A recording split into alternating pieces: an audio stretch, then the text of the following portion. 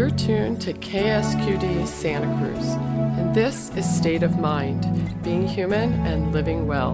And this is our very first episode that's being broadcast over the airwaves. You can, however, find earlier podcast episodes at ksqd.org. I'm your host, Debra Sloss, licensed marriage and family therapist, and along with my guests, we're going to be talking about parenting transgender youth. New studies just out this past fall showed that approximately 3% of teens did not identify with traditional gender labels such as boy or girl. That number's higher than researchers had expected. The study also found that transgender and gender nonconforming youth reported significantly poorer health, including mental health. So with me today to talk about this is Heidi Korokowski, who is a parent of a transgender young man and a leader for a support group for parents of transgender youth. Heidi serves as an advocate helping to educate medical and educational professionals and parents about raising a transgender child. And in her day job, Heidi is a professional coach working with folks who suffer from anxiety. Also with me today is Daniel Blumrosen, a local psychotherapist who's been active in the LGBTQIA community and has been an advocate for trans and non-binary youth for many years. Daniel was an original member of the countywide Trans Consult Group and later served on its leadership team. Though a loss for the Santa Cruz community, Daniel's currently moving his practice up to the Berkeley area. Today, Heidi, Daniel, and I are going to be talking about the experience of parenting a transgender child, how to provide support, and where to find help and support yourself.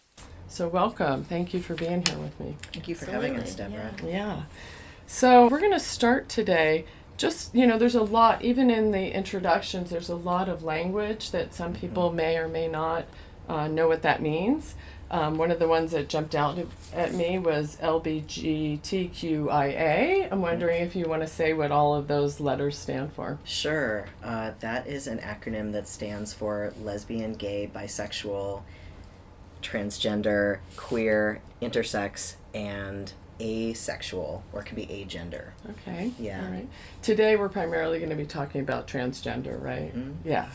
Can we define that? What is transgender, and what are you referring to when you use that term? Well, I was thinking about how I was going to answer this, and anything I say is going to be of the moment and partial, because it's a term that's evolving all the time, and it's also a term that is really specific to every person that uses it. But one way that I like to approach talking about what transgender is by talking about gender more broadly, because we all have a gender. And two terms that are really helpful to think about helping us understand what it means to be transgender is thinking about gender identity and gender expression. And gender identity is an internal sense of one's gender. That's something that everybody has. That could be male, female, neither, or non-binary, or even something else. For binary transgender people, that means that their gender identity is different from the gender that they were assigned, the sex that they were assigned at birth. That's really specific. So that their gender identity is different from the sex that they were assigned at birth. Gender expression is something that's really different. That is the way that somebody presents in the world, and that could be hair, that could be clothing, that could be bodies, that could be all kinds of other cues that people are giving off, but that doesn't necessarily give you any information about someone's gender identity. So someone could be perceived as looking very feminine, but if you ask them, their gender identity is male. So that's why asking about these things like pronouns and stuff is really critical, because you don't necessarily know what somebody's gender identity is from looking at them. That's a really good point, and I was going to ask you about that because I've been in a number of settings myself recently where they ask people to define their pronouns. Yeah, so why is that so important to people, do you think?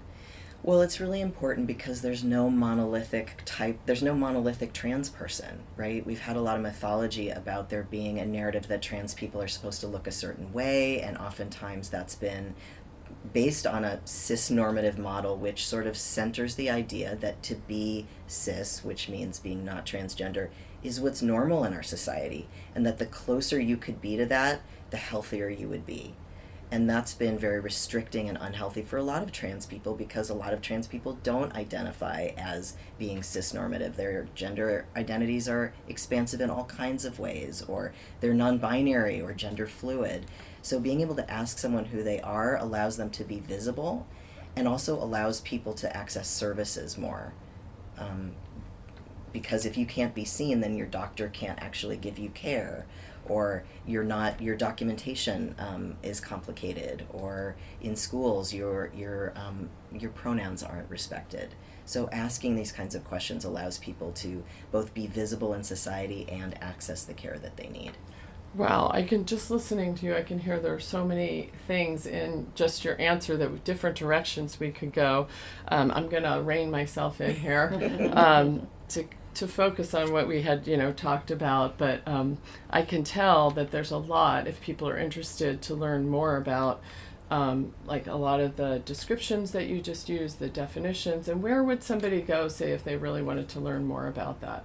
There are so many great resources online, but one that I really love, it was actually started in 2011 by two transgender women, one of whose name was Eli Ehrlich, and it's called the Trans Student Educational Resources, TSER, and they have tons of infographics. One is called the Gender Unicorn, one is an infographic about the myth of trans regrets, and they're just really great consolidations of information and definitions that are a great place to learn. Oh, great. Thank you. And is that going to be on the list of resources Absolutely. we're going to post? Okay, great. Yes. So those will be posted along with the show. Is Heidi Korokowski, and Heidi's a parent of a transgender child, young man now. Mm-hmm. Do you want to tell us a little bit about what brought you into this community? Yes. Well, I have my husband and I have 3 kids. The oldest being 33, and then 27, and then our, lovely last one, 19. And when I was pregnant, we were told we were having a girl. I really didn't know anything about transgender. 19 years ago, there wasn't a lot of stuff out there about people who are transgender. So had this, beautiful baby girl, and or that I thought was a baby girl. But at about 2.5, very quickly we realized, he's not going to be what society would say normal little girl. And at first I thought that it literally at 2.5 and 3 I'm going to have a gay child, which I was fine with. But when he started to be able to speak, it was, I'm a boy. And of course I'm like, no, you're not. You're a girl. I think me telling him that he was a girl caused more problems for him than anything, because he knew who he was. And so over the years, I would get on the internet and type in, daughter wants to be a boy, girl wants to be a boy, and still nothing was coming up. Or a few things came up, which was therapies that I would never even think to do with my child. And so at about 7, he was diagnosed.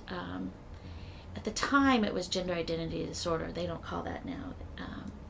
Gender dysphoria, I think is what it's called now, yeah.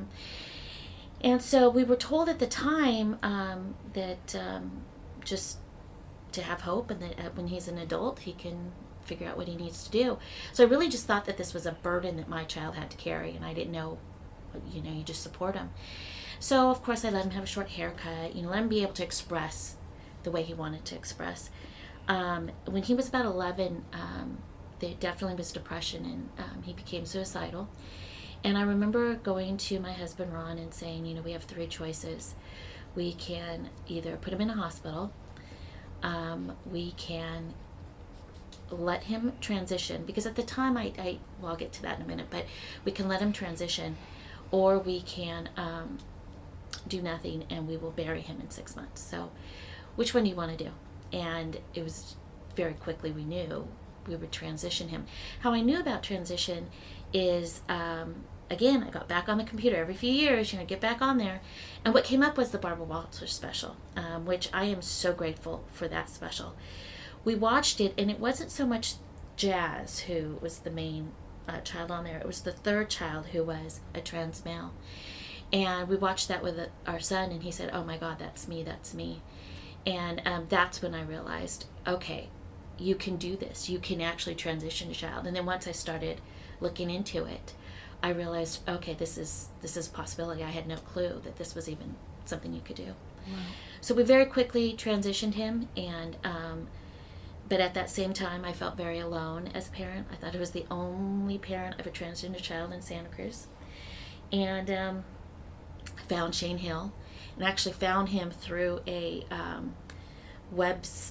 support group, an online support group that's throughout the United States. Mm-hmm. And I had just said, I'm in Santa Cruz, I'm looking for someone, thinking I'm going to have to fly to Los Angeles, and I would have gone in anywhere. And they said, oh no, Shane Hill. And so he really got me straight, and my husband straight, on what actually is going on. And very quickly, and you know, I'm the type of mother who wants to do things very organized. And so I had a plan in my head of how we would go about telling people and when and where. And when we told Jordan, yes, he can transition, yes, he is a boy, that night I was getting phone calls from his friends' parents saying, Jordan says he's taking medication to become a boy, what's going on? So I very quickly had to get into, okay, yes, and mother bear mode. And so that's kind of been our story up to transition. Then of course there's stuff after. But. Yeah. What a story. Yeah. I mean, yeah. Unexpected parenting, that's one thing you can count on, huh? We laugh about that a lot. Like, Yeah. did we ever think we'd be here? Right. Right. But it's been a blessing. It really has. There's definitely ups and downs. But I will tell you that the one community that I have truly found for myself, and I'm just a cisgender white woman, that has accepted me entirely, has been the LGBT community. What? So. Yeah, and how did you get involved in that? Like, how did you access that community? Well, Shane, when we were seeing Shane with Jordan, had started a support group for parents. And so I was my husband and I were one of the first couples to begin it. I think there was 5 or 6 families at the time. And after about a year, Shane decided to hand it over to the parents, and there was nobody really stepping up to the plate. And then it was just like, I knew if I didn't step up to the plate, it just wasn't going to happen. And so I did. And very quickly, we were nominated for a Quila Award. And then that's really what got me involved. What is a Quila Award? So it's a Queer Youth Leadership Award here in Santa Cruz. Mm-hmm. And we were nominated as an ally, and we won, which was, it was just amazing for us that, again, that we were accepted into this community, so, because not, I mean, how scary, God, how do I explain this? I wouldn't want to accept us into this community, quite honestly, because of the backlash that the whole LGBT community has had, over the years. But all of us parents have been, and it's because we support our kids, and in return, not just supporting our kids, we support this whole trans community. So very quickly then, as I was starting to facilitate the group, we were getting phone calls right and left from people who were needing help. All over the world, actually. I've taken phone calls, from lots of different places, emails from lots of different places. And, because is this support group unique here in Santa Cruz, or are those found in other communities? I'm sorry, I think it was unique when it first started. I think that it has now caught on, and it is going and growing. Not so much we're growing out, but other communities are recognizing that the parents, in order for the parents to support the children, they need, because they have their own journey, they need support too. So it was very unique, and hats off to Shane Hill for recognizing that. But I think that communities are now recognizing that it needs to happen. Mm-hmm. Mm-hmm. And so, I hear a lot about the diversity centers. That's sort of the hub for the LGBT community here in Santa Cruz, or is there other resources that you'd steer people to? Well, I think the Diversity Center, definitely has, I think yes, it's the hub. I have to say that for trans people or all LGBT community, Daniel could probably answer that question better, because even though I'm accepted into this community, I am not LGBTQ. Okay. So I know for that the Diversity Center offers many things. I will say that it offers some really good support groups for the teens and young adults. Okay. But as far as the community itself, I have to let, somebody else who has experience with that answer that. So is your support group that you help lead, is that under the Diversity Center, or is that? No. Okay, it's No, it's not. not, Okay, no. so how would people find that if they wanted? They can call the Diversity Center, of course. But then we also have a website, www.transfamily.org. Okay, and we'll list that. Transfamilyca.org, sorry. That'll be listed Yeah. in our resources too, yeah. And then we also have a phone number, 831-251-7749. Great. I answer that phone, so they'll be talking to me, Heidi. And we just talk to them and, talk to people who want to come. And it is a parent-only support group, or grandparents or adult siblings or aunts and uncles, that type of thing. Yeah. Great. Daniel, do you know anything about sort of the history about how unique that group is, or what people, because I've been finding actually that some people have been listening to the show out of the area. So I'm wondering, if people were looking for something like that in their area, where might they go to look? Sure, it's a great question. I mean, I want to just say how much I appreciate you, Heidi. Families like yours are like the model for care, and that's how kids thrive. And you are a treasure in our community. We're so lucky to have you. And it was, like Heidi said, it was rare back in the day for families to be, gathering and supporting each other. But it's much more common. There are lots and lots of groups throughout Silicon Valley. I mean, we're lucky in California that there's especially in the Bay Area, there's lots and lots of groups all along the Bay Area. A great place to look for groups is on the Gender Spectrum website. They are both a resource website for families who are just learning about gender issues. They've got support services for youth, but they also have online groups for grandparents. They've got online groups for dads, so people don't have to necessarily travel and have a local group. They can, or even if that seems too intimidating, because sometimes it's really overwhelming for people to step into this, and an online forum can be a much easier way to ask some questions, or get their foot wet in terms of terminology that they might be scared to use, but in an in-person setting. So the Gender Spectrum website is absolutely the place that I would start. Also, just calling even a local group. It's amazing how small the community really is, that somebody will know somebody to be able to connect a family with. So if somebody's listening, they can call Heidi, or they can call myself, and we would definitely be able to connect people with the local group if they need it. Okay. Do you want to repeat that Gender Spectrum website? Sure. It's genderspectrum.org, I believe. That's what it is. Okay. Yeah. Perfect. That's where people can go to find any number of resources. Great. Yeah. Great. Yeah, Heidi, I do appreciate you sharing your journey with us. Sure. And I'm wondering if there's things about the coming out process as a family that, what was that like for you? And what would you want to share so that other people that might be facing something like that would, have a model of how this can be done? I don't know if I'm a great model, but,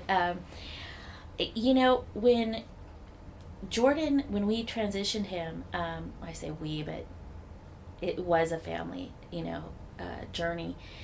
I knew I just had to do everything in my power to keep my child alive and healthy. And people around us didn't necessarily agree with us. And our support system at the time, we were going to a church, and that was our support system. I had friends outside of that, but and when I announced that my child was transgender, and everyone knew that we were, obviously something was going on with our son, we were definitely, the best word I could use would be shunned. We, were told, okay, go ahead and say he's a boy, but don't give him any medication, or don't give him any cross hormones or anything like that, which didn't make sense to me. If you're going to do it, you're going to do it. And then we just weren't spoken to. We definitely had friends of my son's parents call and say that we were quote unquote sinners, and so it was a very lonely time for me, and I wasn't sad about who my child was. I was sad how others were reacting to it. And I did need the support then, because it's I can put on that game face and say okay to my son, and this is going to be great and awesome, but then, and I'll take all the backlash from it, which I did, but it, as a human being, it's very difficult. Oh, sure. So that was hard part. Now my family is 100% supportive, and always have been and always will be. Does that include your other children, or how was Yes. that for your other children? So because we had such a wide gap in ages, my oldest daughter became the mama bear and was, nobody's messing with my brother. And I think she said to me at the time when I said, we're going to transition Jordan to being a boy, she said, well, yeah, duh. Like for her, she caught it.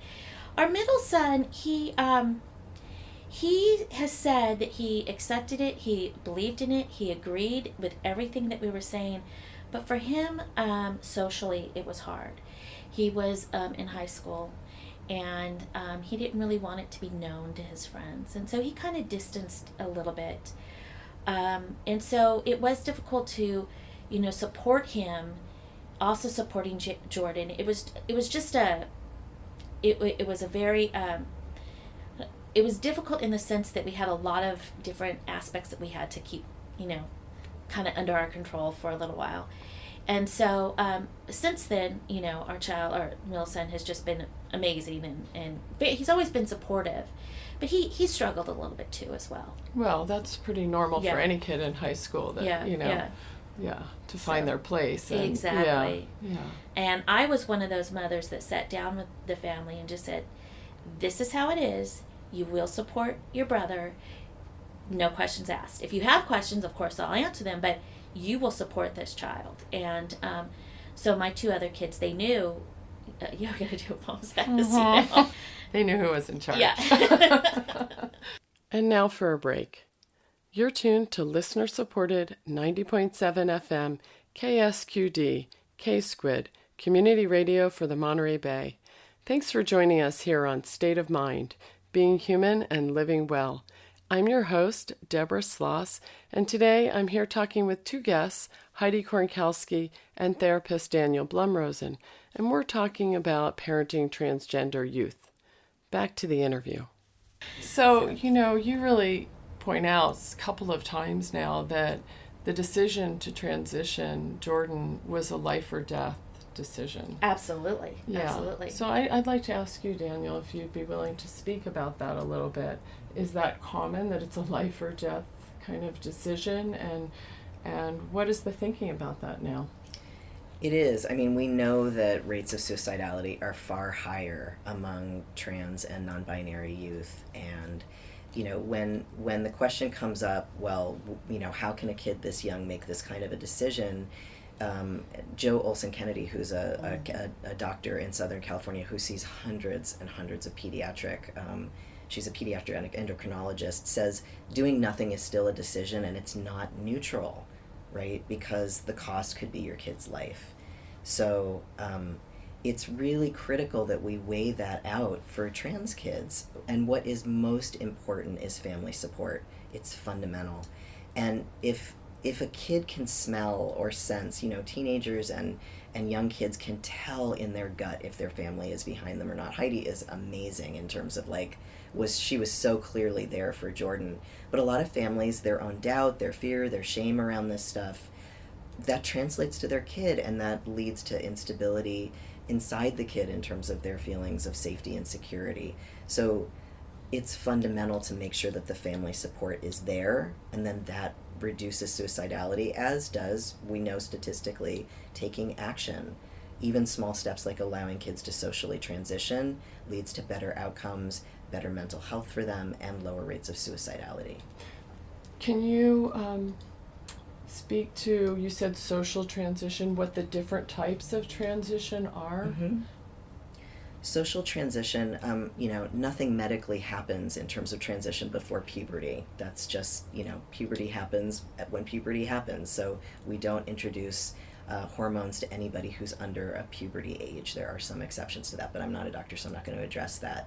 So social transition can mean if a child is expressing that they want to present as the gender that they were not assigned at birth, allowing them to do so in school. You can do that simply by allowing them to choose their own clothing. You can do that by working with the school to make sure that their pronouns are accepted. Gender Spectrum has a really, really good guide about how to do that. There's actually laws that support this in public schools, and many, many schools in Santa Cruz, probably every school in Santa Cruz, has actually gone through this, so you don't have to recreate the wheel. There are ways to be supportive for those kids, and those kids tend to do really, really well. There was a recent study even that came out that showed that kids, prepubertal kids who socially transition, have very, very good mental health outcomes. And that in itself is something that's very supportive. And I think I linked to that in my set of resources. That article is in there. Okay, great, Yeah. great. And so social is one type of transition. Right. Can you speak about the other types? Sure. The other types would be that some kids absolutely cannot tolerate the gender dysphoria they experience in their body. It's so severe for them that it causes... I'm going to ask you to define that term, because some people may not know what dysphoria means. Thank you. That's right. Uh-huh. And it's another interesting term. I don't want to give it sort of a clinical definition, because some people... One basic way to think about it is it's discomfort with how one's body is. But another way to think about it is it's the experience of being trans in a very cis-centric world. Mm-hmm. It is the pain and duress that somebody experiences for not being seen for who they are. Mm-hmm. Non-binary people experience this. Some trans people experience it, and some people don't. It's not a reason to keep treatment or support from somebody, but it's one way to understand why we would want to provide that support, because when it becomes so severe, it can lead to depression, suicidality, severe anxiety. So when we see that, we oftentimes want to work with a youth to see whether introducing hormones would actually allow them to do better, to be more comfortable in their bodies. Okay. And that's considered what kind of transition when you start hormones? Medical. You can call that medical transition. Okay. Yeah. And is that the only kind of medical transition, or are there others? The additional component is surgical, and for the most part, it's somewhat unusual for kids under 18 to access some of the surgeries, although that is becoming less uncommon. And it's difficult to go through puberty at multiple ages, right? So it's hard enough to go through it at 13, but a lot of trans kids, if their parents want them to put off that decision till they're 18, are essentially going through puberty again and then considering having a form of surgery right before they go to college or transition into young adulthood. And that can be fine for some kids, but it can also be incredibly difficult because it's a whole process in itself. So the thinking is oftentimes that if kids can do it at an earlier stage when they've got the support from being in their family, that can be a healthier outcome, and we can see that the research shows and supports that. Okay. Not for every kid, but for many. Yeah.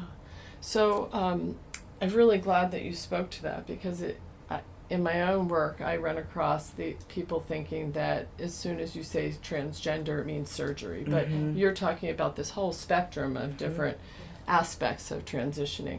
And I understand there's a third one from the literature you gave me, the legal transition. Do you want to speak to that at all? Sure, that's a really good point. Right, making sure that your documents actually match your pronouns and your gender identity is something that makes moving about the world actually a much safer and easier thing, although safety is never guaranteed and is especially difficult for various other intersectionally oppressed groups of trans people.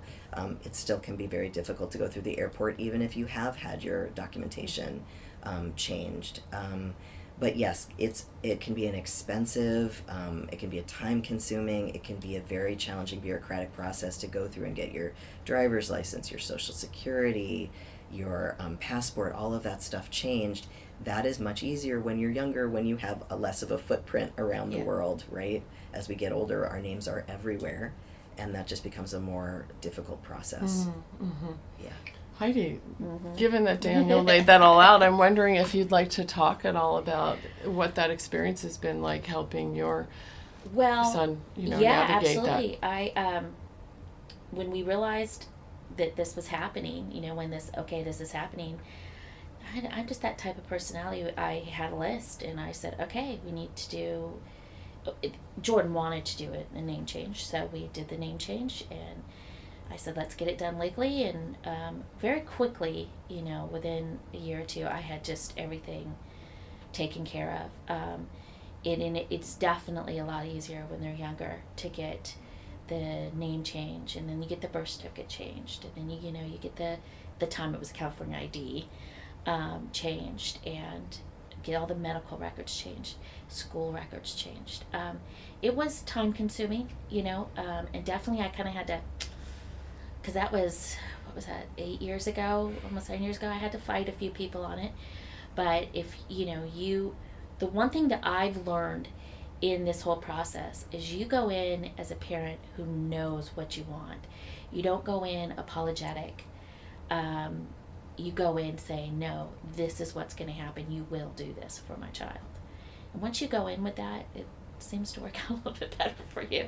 So when you were doing that, Mm-hmm. Going in with that, like you called it a mama bear Mm-hmm. kind of Attitude. yeah. Did you at the same time have your own fears and doubts that Of you were course. navigating? So I'm wondering if you could course. speak to that complexity about, some of the feelings, or, Sure. I know that I've talked with parents that sometimes feel fearful for their children. Oh, yes. Yeah. I still feel there's still a lot of fear that I have, more so for my youngest than my other two, because he's in a community that, has been oppressed and, I should say, picked on, So I definitely have fear. And when I was making these changes, I had fear that I was going to get yelled at, or I was, somebody was going to come at me. But I kept saying to myself, well, if I'm not the one to fight for my child, who's going to fight for him? So obviously I have to do that for him. When he's older and capable, he can be his own, person, and he can speak for himself. But I have to be his advocate when he was younger. And I did it very loudly at times, but you just do what you have to do, Now, at least I know because there's so many more resources out there now, and support groups and therapists who have been trained in, trans issues, parents can find support in that. I know with our group, parents have definitely come in and have said, we don't know what to say. And we're like, okay, let's help you make an elevator speech, something very quick to say. And this is how you want to go. So we try to tell them, you go in, even if you're not feeling 100% confident, you go in showing them that you're 100% confident. Because people who don't agree with who your child is will try to find any door that they can to get in to, put you down or not let it happen. Question what you're thinking exactly. is. Yeah. Yeah. When you said that part about not feeling 100% confident but going in with it, you're talking about out into the public, but from some of the things, Daniel, you asked me to read, I really heard that had to do with even with your child. So I wonder if you could talk a little bit about that, about parents that are grappling with their own feelings and then what their kids need from them when they're transitioning. In some ways, that's one of my favorite parts of my work as a therapist, and it's always a process. There is some similarity, Heidi knows this. It's in the parent who comes in who is full of doubt and full of distress of their own and full of confusion and shame and some grief, which is very legitimate. One of the great breakout sessions at Gender Spectrum that my colleague Ben Geilhofer runs is a grief group for parents. And what's important about that is parents need to do that work separate from their kid.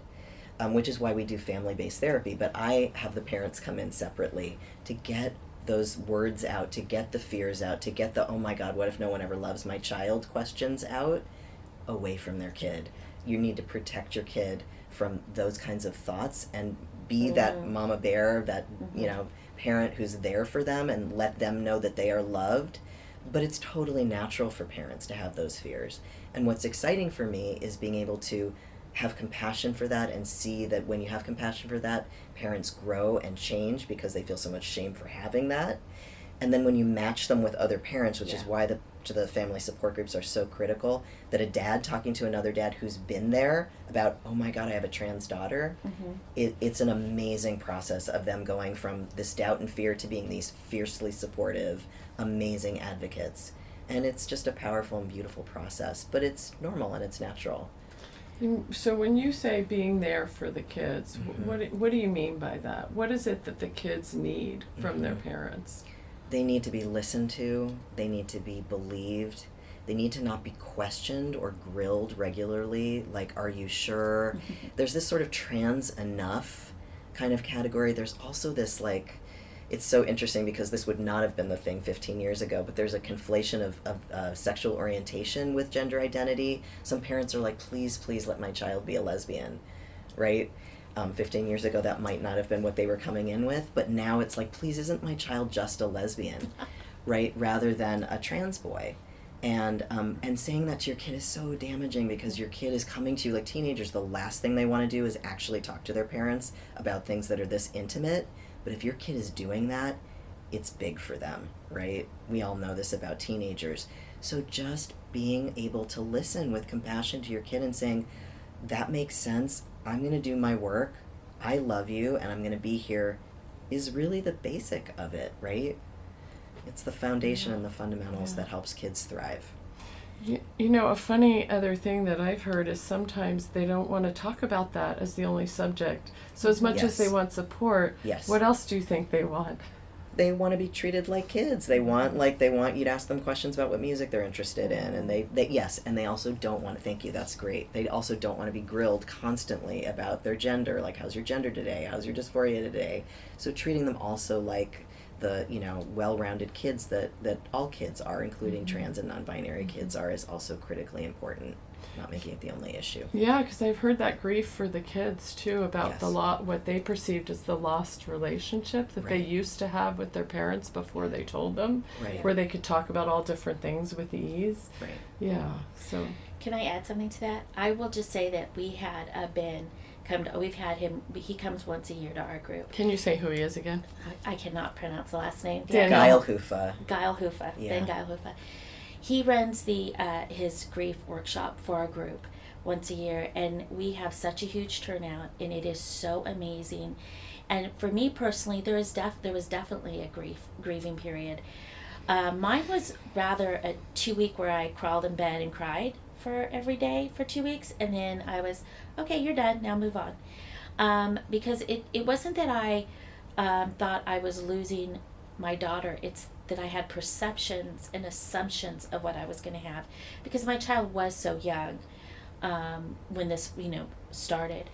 But for many parents, this grieving period can last years, especially if they've had a child who's a little bit older and really showed no quote-unquote signs that they were transgender. And that's where the parent groups are, I think, huge, because we don't judge, and we've all been there. And if you want to come in and cry, and like Daniel was saying, and say, I hate this right now, but I'm supporting my child, but I hate feeling this way, come in and cry and say that, and we will just, I always say, we'll just love you up, because we've all been there. And it's a difficult journey for the parents. And that's why I'm a huge advocate for these parent groups, because if the parents can find the support, then they in turn can support their kids. And as Daniel referenced earlier, that makes a huge difference in their mental health outcomes, right? But also there were 2 great articles. The American Psychological Association just came out with an Embracing a Gender Affirmative Model, which is a great article to read, and the American Association of Pediatricians, I think, just came out and with a policy statement urging support and care of transgender and gender diverse children. Okay. All of these are excellent. Well, I thought that guide that you asked me to read, the Trans Family Support Guide, was fantastic. So we'll definitely have that listed. And in that, they talk over and over again about the difference in mental health outcomes when children are well supported. Yes. Or young adults. Or That's the consensus through everything. And now for a break. You're tuned to listener-supported 90.7 FM, KSQD, K-Squid, Many Voices, One Station. And this is State of Mind, Being Human and Living Well. I'm your host, Debra Sloss, and today I'm here talking with 2 guests, Heidi Korokowski and therapist Daniel Blumrosen, and we're talking about parenting transgender youth. Back to the interview. Yeah. So, you mentioned something, Heidi, that I'd like to come back to, how your son showed signs really early on, but that not everybody does. That No. you have people come into your support group where sometimes the parents are very confused because there weren't early signs. Right. So I wonder, I was going to sort of toss that one to Daniel, if that's Yes, okay. go ahead. Parents often think this must be a mistake because there weren't early signs. So can you speak to that, and what have you seen in your practice? And This is such an important question, and I think it shows how we have really evolved. The early model really had one idea, that these kids were going to present very, very early, that it was going to be very obvious, that all kids would follow a very predictable and very binary path, and then that would make it very easy for everybody. I'm going to pause you again. Binary. Can you define what you Yes. mean by that? Binary basically means that somebody who's transgender their gender identity is different from the sex they were assigned at birth. If they were assigned male at birth, their gender identity would be female, and vice versa. So that's a binary gender identity. Okay. Non-binary can mean that somebody is gender fluid, flows back and forth, identifies as both male and female, identifies as neither. So it was a very binary model, and it was very narrow, and what it led to was a lot of gender policing and gatekeeping by therapists who were trying to do their best to create an assessment tool to help parents who were like, is my kid trans or not? And so trying to come up with checklists and ways to just figure out if kids fit this one idea of being trans, when the reality is, as a therapist, oh my gosh, there's no one story about it. Some kids, I experience that kids who are more extroverted are able to express this at a younger age, and they are going to just tell you about it. Kids who are introverted are going to try to hide it.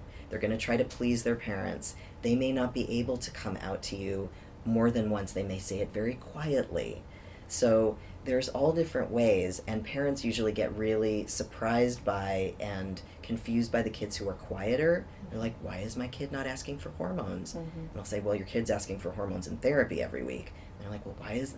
Because your kid is quiet and a really good kid and introverted, and it's hard for them to talk about it. So what's really important is letting the individual be the guide to their identity, and creating a safe enough space for them to talk about it and tell us about it. Is it possible that some people don't know for some period of time? I mean, Absolutely. So can you speak to that, about the figuring it out phase? Sure. Yeah. We still don't have a society that mirrors and represents trans identities. For young people, it's not like it's on Sesame Street. It's not like it's in all media. So if you don't see yourself in the world, it's very hard to name who you are, right? So again, for those kids who are quieter and more introverted, it's harder for them to assert that identity. They might know, but they might not have the words for it. And it takes support, and it takes community, and it takes mirroring for people to be able to name who they are. And that makes a huge difference. Mm-hmm. Yeah. So, thank you. That was really excellent definition and description. As we talked about the mental health issues, I feel like it's really important to come back to what is behind that. Why are those mental health issues there? You talked a little bit about the dysphoria issue, but I know that there are other factors too, environmental factors. So I wonder if you want to speak to that, both of you. That's a question for both of you. You go first. One of the things that we that folks who work with a gender affirmative model like to say is that it's important to know that the pathology is in the culture first, right? The culture is fundamentally not supportive of gender diverse expression. So anybody who is getting the message, you are not okay, is going to experience some level of distress around that, whether that's organic to them or not. And it's important to realize that being trans is not a mental illness. There's nothing pathological about the panoply of gender diversity. It's just actually a very beautiful thing that human beings come out in all of these different ways. That said, the oppression that people experience, the fact that it's difficult to move about the world, that it's difficult to use the bathroom, that it can be difficult and you can be bullied in schools, can lead to depression and anxiety, which we see very commonly. On top of that, trans people and non-binary people are like all people, and some of us come with our own dose of anxiety and depression.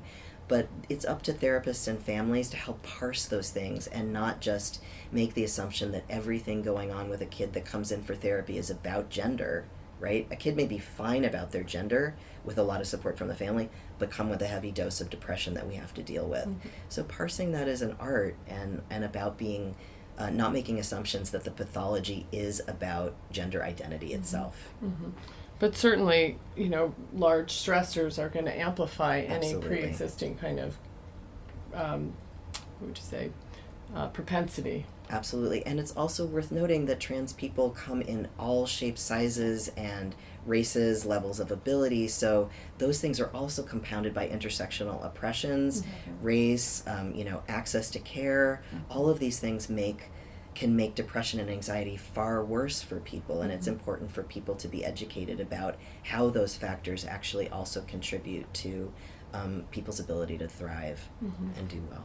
Well, you spoke earlier, Heidi, also about some rejection within the community mm-hmm. that you held dear, and I mean that's certainly one of those kind of environmental stressors. Do you want to say exactly. more about the ones that your family experienced? I think again, I can't speak for my child, but what I saw, what I witnessed, is that he's a pretty much of an extrovert and happy-go-lucky type of guy, but there's, like what Daniel was saying, there's depression and anxiety that run in our family, and I'd be surprised if any of my kids didn't have it, mm-hmm. and so just because he's transgender does not mean that that's why he has depression or anxiety. It could be for a whole bunch of other things. I think that sometimes society wants to blame it's because they're transgender. And I think that that's just because society, our society, we need to, just love one another for who they are. I mean, it wants to be, it's out of fear. Decisions and thoughts are all made on fear, I think, in our society. And I was told by a really great therapist named Shane Hill to never make a decision based on fear. If family members were just, at the very beginning of this now, what would you, from the wealth of your journey and experience, what would you want them to know? First and foremost, that there's nothing wrong with your child. Your child was created beautifully and wonderfully made, and there are no mistakes with that child. And to just accept your child, follow their journey and their lead, find the support that you need and that your child needs, and I guess really you want to protect that child as much as you can, and therefore you need to then create a healthy environment for that child, meaning not just inside the house, but who you associate with, who you don't associate with. But I think the main thing is just to accept your child, just lift that child, just love them up, and yeah. And what do you think has been the most important thing for you? Oh wow, in my journey? Yeah. For me, because I was raised in a very religious background, family, for me it was to put together my faith and what my beliefs are with who my child was, and it really wasn't that difficult. It really, really wasn't. I had to do a little research and a little reading, and then the light bulb went off, and it was like, the whole trans community, they've been around since the beginning of time, and my creator loves them just as much as he loves me, and I should say vice versa. And I think that was, my main thing is that I can still have my faith and still love my child and the whole trans community as a whole. So you had to find a way to integrate those parts of yourself. Yeah. And have you found community around that? Yes and no. The first thing I want to say is, because we are taught in religion that they don't integrate. That's what we're taught that in most religions. I'm not going to talk for all of them. Well, it's also in the popular media kind of every day, right? Right. So what that would they you don't say? Integrate. Mm-hmm. And so what I say is take religion out of it. I no longer attend a church. because I don't need, I feel, a religion. I have my faith and my spiritual growth. And when I took it upon myself and not listening to what others were telling me, it was just such an easy thing to see. But I had to get out of kind of that dark hole. I had to get out into the real world. People who are in, are religious, they tend to stay in that community out of fear. And once you get out into the real world, man, it has been a blessing for me to be in a part of the trans community, the LGBT community as a whole, and to see what actual love and acceptance is truly about. That's where I found it, is in this community. So for me, it does integrate so easily, but I would, strongly advise people who have any issues like that is to not go to their pastor, whoever, to go to within themselves. I do know that there are some faith communities that are accepting and affirming. There is. And they usually make that known. Yes, they do. Yeah. They do. And I have been to a couple different churches, amazing churches here in Santa Cruz, very open and affirming and loving towards me. I just, through my journey, have realized that I don't need to have somebody telling me what what my Bible says. Sure. I figured that out on my own. Yeah, that makes a lot of sense. Yeah. Thank you for sharing that. Sure. Yeah. Daniel, is that something you know anything about? I'm just curious. Do you want to say anything about that, about people who one of their big concerns is the loss of their faith community? So do you want to say anything about what opportunities or what exists out there that you might know about? I can't speak as much to Christian-based faith communities, but I'm Jewish, and I know that there are a ton of trans Jews in the Bay Area, and there are a lot of very welcoming, supportive synagogues. Very much so. There are a ton, which is really cool. There's a bunch of synagogues that are actually run by trans rabbis up in the Bay Area. So I can't name any right now. I know that Bethel, our local synagogue, is actually very supportive and is a great place to start for families who are Jewish. I also know that our local Insight Meditation Center, which is Buddhist-based, is also very LGBTQIA friendly.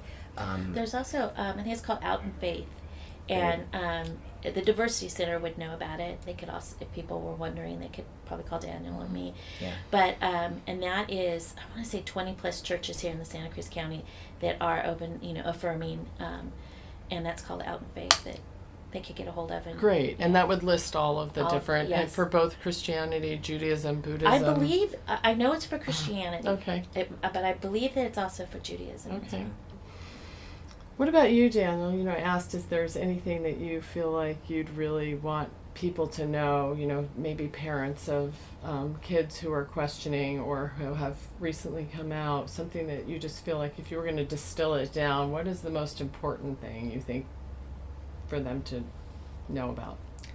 I mean, mostly just be kind to themselves and have compassion for their own experience, because if they're fighting against that, it's going to resonate to their kids, and it's just going to cause them more distress than they need to be carrying for this already substantial load that they're needing to be there for their kids. The second thing is talk to Heidi. No, talk to other parents. It is the balm. It is the thing that is the most helpful. When I see parents who are struggling, I tell them to do two things. I say, make a tea date with one of the parents, one of the amazing local parents. You don't have to commit to going to a group. You can sit one-on-one. You can have a phone call. You can have an email exchange with a parent. Just get started and know you're not alone. Beyond that, I always encourage that people go to Gender Spectrum, which is the summer conference for families, and just being around all of these happy, healthy trans kids and trans youth, being around all these parents. There's so many resources. It's just incredibly relieving to see that and experience that. And then beyond that, start reading the media that's out there by trans people. There's amazing stories about our lives, and about there's a blog called Them, which is a great blog that has wonderful information for people. Just start getting to know how cool and interesting and diverse trans people are, and it'll take some of the fear out of what is going to become of my child, because this is a path that can be really wonderful for people. So just so our listeners know, when you said the Gender Spectrum Conference, is that something they'd find at the genderspectrum.org website? Absolutely. Okay, and that happens every summer? It does. And is it in the area or out of the... It is. It's up in the North Bay area, just above Berkeley. Great. Yeah, it's Great. wonderful. You know, just one last thing going back that I was thinking about was you were talking about how important it is. You used the term gender affirmative several times. And where, like, you mentioned finding a gender affirmative therapist. And of course, the group obviously is the parent support group. But how would people go about finding that for their child or young person? And what would be the resource for that for them? Getting educated by talking to parents about what the questions are that you should ask to a therapist, because a lot of therapists have seen a trans child or a trans person, but don't necessarily know all the resources. At the group of clinicians that I have worked with in the past that Shane Hill started, we do a ton of trainings. We do a ton of monthly consultations. So those folks are really, really up on the best standards of care. If you go to the Trans Family Support Group website, that links to the person who is the current resource triager for any parent who's looking for gender-affirming therapy in the Santa Cruz area. Oh, great. So they could go there and then yeah. talk to that person. They'd make referrals. Absolutely. Okay. Yeah. Are there any resources that you want to share that we haven't already talked about? I would like to mention the Trans Lifeline. Yes. It's just a critically important resource if anybody is suicidal or anybody has questions. It's a hotline that's run by and for trans and non-binary people, and I think they're open 24 hours a day. They have been an amazing resource for trans people, but I would imagine also that families can call anybody in crisis. Do you know what that number is? That. I wish I did. I put it on the list. I have it's translifeline.org, and the number comes up immediately if you go to the website. We'll make sure that we look that up and post the phone number on the podcast and on the website, so people will be able to find that. Yeah. Thank you. Is there anything that you'd want to share, books or anything? I mean, the books that I read back in the day, I'm not sure if I think the Transgender Child was the main one, and I think it's still a good basic, understanding of transgender child, but more on the model of how my child, if you have an older child, it might not talk so much about that, an older child coming out instead of a younger child, but it's still by Stephanie Brill, The Transgender Child, is still a decent book. Okay. Yeah, and then, one of the things that Daniel was saying is with our support group, one thing that we do offer is, if we do have parents that are not ready to come to a group, so what we do is we match them up with a child who's the same, and we go have coffee, or we, as my husband says, us men, we go have beer, but the ladies will have coffee, whatever. Mm-hmm. And so we do, do a one-on-one with them until they are ready, or they might not ever be ready. It's whatever works for them. Oh, I'm so glad you shared that, because I know going to a group is a big step for a lot of people. It can be very scary. Yeah. So we definitely do that. I can't thank you enough for coming in and sharing your incredible breadth and depth of hard-earned wisdom and experience. Thank you for having us. Yes, thank you. Thank you for joining us here on State of Mind, Being Human and Living Well. I'm your host, Debra Sloss. For more conversations about mental health and wellness here on the Central Coast, join me on the first Sunday of every month from 6 to 7 p.m. right here at K-Squid 90.7 FM. All State of Mind shows seek to educate by featuring personal stories of mental health recovery and wellness and the sharing of resources. So if you have a topic idea or you have a story to share, email me at debra.stateofmind@ksqd.org. Special thanks to musician Adrian Legg for composing, performing, and donating the use of our theme music. If you like what you're hearing, help us keep it going and go to the donate button on our website, ksqd.org. You can also find more episodes of the show there. This is listener-supported community radio for the Monterey Bay, KSQD Santa Cruz. Just remember, 90.7 FM, K-Squid, your ink spot on the dial. Stay with us, because coming up next is the Hive Poetry Collective.